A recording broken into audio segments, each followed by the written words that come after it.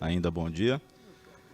Primeiramente, ao nosso presidente, Edmilson Souza, parabéns pela iniciativa, vereador Jorginho Mota, vereador Lamé, parabéns a vocês por conduzirem esse tema tão importante na casa. Bom dia aos demais presentes da mesa, especialmente ao Silvan, que falou agora há pouco do Sindiquímicos, respeitosamente meu bom dia. Já vou começar, então, aproveitando a deixa, né? O que a APAS faz em relação à sustentabilidade? Bem brevemente, porque o foco aqui são as sacolas plásticas, né? A APAS ela é signatária do Pacto Global da ONU. Nós temos um trabalho muito forte junto à indústria na questão da logística reversa em vários nossos estabelecimentos, né? A APAS não tem loja, nós orientamos um setor essencial para a sociedade. Nós temos 1.500 CNPJs embaixo de nós e nós orientamos eles para que eles atuem em conformidade com as diretrizes do Pacto Global da ONU. Tá bem? Falando de sustentabilidade, a gente tem também a emenda de Kigali, né, que cuida da questão de gases refrigerantes, onde nós estamos até 2030 e estamos trabalhando com nossos associados para diminuir o impacto causado por esses gases. Então não é só sacolinha. Sacolinha essa que nós não vendemos em nenhum município onde é proibida a distribuição. Ela é comercializada a preço de custo. E aí, realmente, vereador Jorginho, uma pena o PROCON não estar presente, porque consta da lei e é fiscalizado pelo PROCON que a sacolinha ela é obrigatoriamente comercializada a preço de custo. A indústria vende para o supermercado e a nota fiscal tem que estar ali para comprovar para o PROCON que é o mesmo preço que o consumidor vai pagar. O consumidor poluidor, né? Ele tem a consciência de que ele está comprando um produto que vai poluir o meio ambiente. Nós não somos contra as sacolinhas. Inclusive, tem projeto de lei absurdo no município de São Paulo, que está para a segunda votação, que quer banir as sacolinhas. Banir, olha só, né? E não, a gente pensa no consumidor, a gente sabe que esse não é o caminho, aquilo é utópico, é radical, aquilo é um absurdo, né? Não tem como, né? Até mesmo porque o meio ambiente também não tem fronteiras. Como é que um município fica sem e um município do lado polui à vontade? Então, assim, às vezes a gente precisa de coerência, né? Encontrar um meio termo, um grau comum, para que as coisas façam sentido. Por falar em fazer sentido em relação às sacolas plásticas, não começamos do nada. Na verdade, o primeiro chamamento foi feito pelo vereador Jorginho, que eu parabenizo novamente. Esse projeto de lei, que é de 2014, estava na casa há muito tempo, estava estacionado, nós não estávamos olhando para ele, fomos convidados para vir, falamos, nossa, tínhamos até esquecido do projeto do Lamé, um visionário em 2014. Não forçamos nada. Tá? E viemos aqui como viemos das outras 2 vezes também. Tá? Não tem lobby nenhum, ninguém está pensando em nada, a não ser falar o nosso ponto de vista, aquilo que tem acontecido nos municípios e estados do Brasil que já aderem uma lei e no resto do mundo também. É benchmark, né? O que está sendo feito de bom pela sociedade. Da nossa parte, a gente consegue mostrar, não compete a nós a decisão. Em relação ao município de São Paulo, um projeto de lei de 2011 começou na gestão do Kassab, um projeto de lei que veio a ser regulamentado em 2015 pelo Fernando Haddad, nosso prefeito. Esse projeto de lei justamente proíbe a distribuição de sacolas plásticas e coloca um padrão nas sacolas plásticas com 51% do material de fonte renovável. Muito obrigado. E esse padrão, então, foi adotado. No começo foi complicado para o consumidor. Seres humanos, somos nós, é difícil se adaptar a algo novo. Oscilou por 6 meses a 1 ano, mas depois nós tivemos números expressivos, sobretudo porque é um processo de adaptação. Quando o consumidor, a população, ela percebe que ela consegue colocar um item comprado, mais de um item comprado numa mesma sacola plástica, ela para de fazer o que faz hoje. Você vai comprar 10 itens no supermercado, são 10 sacolas plásticas, uma para cada item. E às vezes você tem uma 11ª sacola plástica só de sacola plástica. É isso que acontece, tá? De fato. Então, Os dados que a gente tem de redução, esses dados, antes que possa falar, mas tem auditoria, calma. Tivemos no ano passado, na COP26, em Glasgow, né, um lançamento de um livro da CETESB, de cases ambientais de sucesso, no estado de São Paulo. Um dos cases presentes, 50 casos, né? 50 casos de sucesso ambientais no estado de São Paulo. Um daqueles casos é justamente o da sacolinha plástica regulamentado pelo Fernando Haddad, né? Um case de sucesso. Então, reduziu.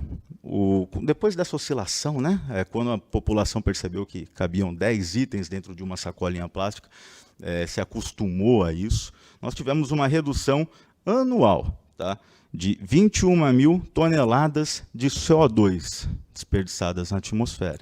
Porque, é claro, né, se diminuir o consumo, você não vai produzir à toa. E sendo o plástico um derivado do petróleo, então diminuiu o número de CO2 dispensados na nossa atmosfera. 27,4 mil toneladas de lixo plástico por ano, a menos.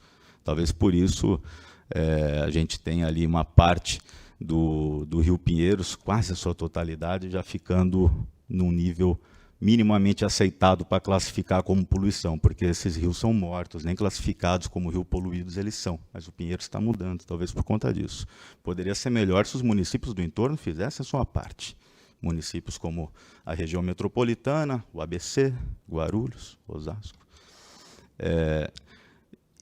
E são aí, então, 7 bilhões e 300 milhões de sacolas a menos em aterros, em córregos, em rios.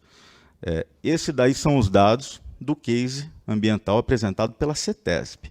Tá? Nós só mostramos os números com inventários de sustentabilidade. E então a CETESB fez esse livro, esse case de sucesso ambiental, foi apresentado na COP26 no ano passado. Então, assim, é claro, né? A gente tem meio que um caminho sem volta. Precisa desse debate, né? Precisa debater a composição da sacola plástica. Precisa de conscientização. E aí é bem oportuno a gente lembrar, se os senhores não tiveram oportunidade de ver, internet, né? Encontra Jornal Nacional, 25 de abril do mês passado, está no Google, está no G1, tem tudo quanto é lugar. Pesquisadores da Holanda encontraram nanopartículas e micropartículas de plástico na corrente sanguínea de pessoas. Tá? E assim, o que a gente tem que foi dito e está nessa reportagem? A gente ainda, abrindo aspas aqui para o médico Juan Garcia, que participou da pesquisa, né, que é necessário fazer mais estudos para entender como que esses nanoplásticos atingem a corrente sanguínea e o ser humano. Tá? Pesquisas em seres humanos. Pesquisas preliminares em animais mostram a possibilidade de inflamações e má formação de órgãos. Em humanos ainda não há resposta. E nessa mesma reportagem, podem pesquisar na internet, coisa recente, coisa de 10 dias. Né? E nós também não tivemos nada a ver com isso, tá, Silvana? Pelo amor de Deus. Então, a gente tem lá o coordenador do programa da Fundação Heinrich Bom Stephen, desculpa, meu holandês está péssimo hoje. Ele cita aqui, aí os senhores entendem mais do que isso do que eu, aliás, eu não entendo de indústria de plástico, né? Somente o que o plástico causa no meio ambiente. Para ter uma ideia, segundo ele, mais da metade da produção de plástico feito no mundo em todos os tempos foi feita de 2000 para cá. Então, a gente tem plástico desde o início do século XX, mas mais da metade da produção foi do ano 2000 para cá. Então, é claro, é um trabalho que precisa ser conversado, é uma mudança de hábito para o consumidor, a indústria precisa se adaptar, precisa se evoluir. A APAS em São Paulo colaborou com o município na questão da conscientização da população, dos nossos consumidores. Então, essa comissão, eu parabenizo novamente aqui, essa reunião conjunta é fundamental. E a posição da APAS é a seguinte, em relação a esse projeto de lei que não foi provocado por nós, nem essa reunião foi provocada por nós, mas a posição da APAS é, caso o município de Guarulhos, os nossos legisladores, queiram conduzir a sociedade guarulhense pelos caminhos do desenvolvimento sustentável, eles podem contar com a APAS, que nós sabemos como fazer. Tá? Se não quiserem, esse é um caminho que logo mais ou logo menos irá chegar aos senhores. É apenas saber quem vai conduzir a sociedade até lá.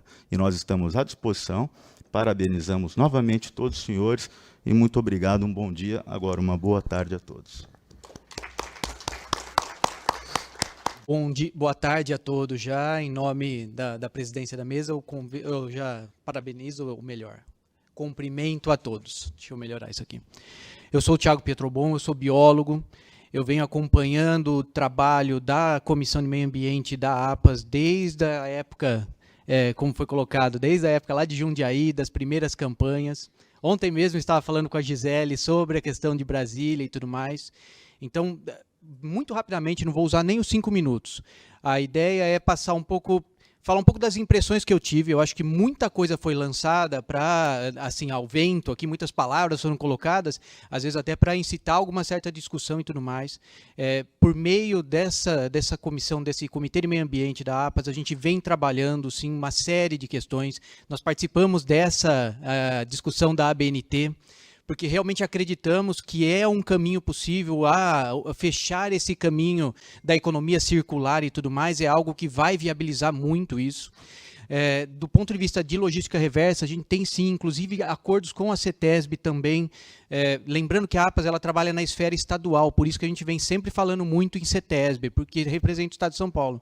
Então nós temos hoje 292 pontos de coleta de resíduos e estamos inseridos em vários desses sistemas. É bem verdade que hoje, se vocês forem a um supermercado, vocês vão encontrar coletores de pilha, de lâmpada, de óleo, cada um ainda do seu jeito, porque a logística reversa, ela demanda a participação de vários atores. Existe a Política Nacional de Resíduos Sólidos, que define o que é atribuição de cada um deles, a política e a sua regulamentação. E dentro daquilo que compete ao varejo, a gente tem sim se esforçado para fazer isso e provocado essa discussão. Mas isso é só uma colocação. O que eu gostaria de deixar, então, como proposição, ou propositura, ou uma sugestão, uma lição de casa para todos nós, é que nós realmente lêssemos o projeto e não nos ativéssemos apenas só à ementa, ali, ao que está no início do projeto. Porque o projeto ele traz muita coisa boa. A gente falou aqui sobre padronização de sacolas. E o projeto ele tira a padronização que está numa norma que não é lei e traz para a lei. E traz uma sacola muito mais forte, muito melhor e que pode ser reutilizada. Esse é o objetivo. Fala-se de cobrança, mas fala da transferência do custo. O setor ele abre mão de qualquer lucro nesse processo e transfere. O custo que veio de produção é o que vai ser passado. E deixa para que o consumidor possa escolher o que ele quer e quantas ele quer. Isso é um mecanismo, é uma venda. Mas é uma venda que está repassando o valor para a indústria, gente. Não está vendo isso. Mas, por favor, estou falando um pouquinho ainda. E a questão toda esse é um mecanismo reconhecido de consumo consciente. Quando você paga por aquilo, você vai usar de uma forma muito mais consciente. Não adianta todo mundo falar, ninguém está fazendo nada pelo meio ambiente, mas eu também não quero colocar nenhum mecanismo de forçar isso. A gente sabe que, infelizmente, a gente tem uma cultura em que precisa de multa para não se correr, multa para não fazer isso, multa para fazer aquilo. Então, a partir do momento que a pessoa começa a contribuir, e eu sou biólogo por formação, eu trabalho com meio ambiente, e eu não uso sacolas plásticas descartáveis, mas eu uso sacola plástica retornável. É um mercado todo novo, é uma sacola com valor muito mais agregado e etc.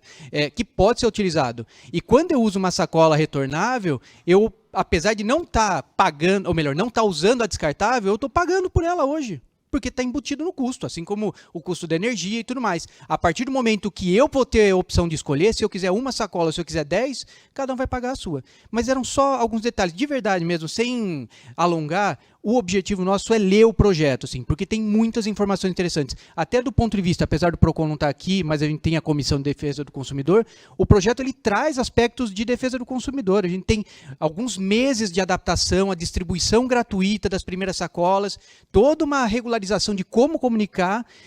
O projeto está muito bem feito, ele está muito próximo de projetos que estão vigentes em 3 estados do Brasil, que está vigente na cidade de São Paulo, e digo mais, ele é melhorado em relação ao da capital.